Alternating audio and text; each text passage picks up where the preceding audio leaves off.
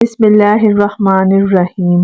السلام علیکم ورحمۃ اللہ وبرکاتہ۔ اللہ کے آخری نبی محمد صلی اللہ علیہ وآلہ وسلم نے فرمایا، جس نے عمر سے بغض رکھا اس نے مجھ سے بغض رکھا، اور جس نے عمر سے محبت کی اس نے مجھ سے محبت کی۔ وہ آدھی دنیا کا حکمران تھا، لیکن درخت کے سائے میں اینٹ رکھ کر سو جایا کرتا تھا۔ حضرت عمر رضی اللہ تعالیٰ عنہ پر لاکھوں سلام۔ جس کی پرہیزگاری کم ہو جاتی ہے اس کا دل مردہ ہو جاتا ہے۔ نبی کریم صلی اللہ علیہ وآلہ وسلم نے فرمایا، اے عمر، اللہ کی قسم تو جس راستے پر چلتا ہے تیرے ڈر سے شیطان وہ راستہ چھوڑ دیتا ہے۔ خدا سے اس کے وہی بندے ڈرتے ہیں جو اس کی عظمت کا علم رکھتے ہیں۔ اگر آپ صحیح ہیں تو کچھ بھی ثابت کرنے کی ضرورت نہیں، بس صحیح بنے رہیں، وقت خود گواہی دے گا۔ اگر سادہ یا پرانے کپڑے پہننے سے عزت میں کمی آتی تو 17 پیوند لگی قمیض پہننے والے حضرت عمر فاروق رضی اللہ تعالیٰ عنہ 22 لاکھ مربع میل کے حکمران نہ بنتے۔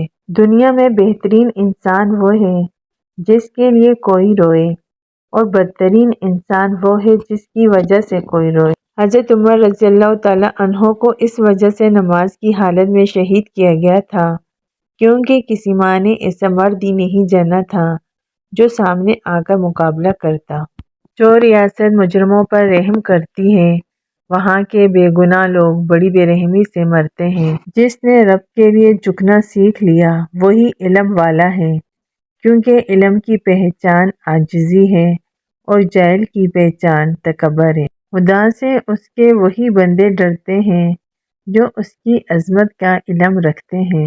حضرت عمر رضی اللہ تعالیٰ عنہ کے بارے میں حضور صلی اللہ علیہ وآلہ وسلم نے ارشاد فرمایا، شیطان عمر کے سائے سے دور بھاگتا ہے۔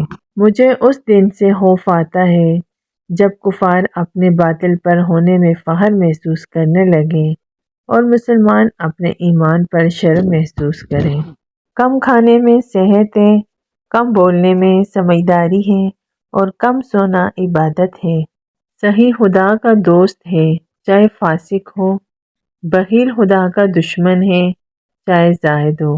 ہر شے کا ایک حسن ہوتا ہے، اور نیکی کا حسن یہ ہے کہ فوراً کی جائے۔ اپنی زندگیوں میں اللہ تعالیٰ کی محبت لانے کے لیے سبحان اللہ، ماشاء اللہ، الحمدللہ، جزاک اللہ کا زیادہ سے زیادہ استعمال کریں۔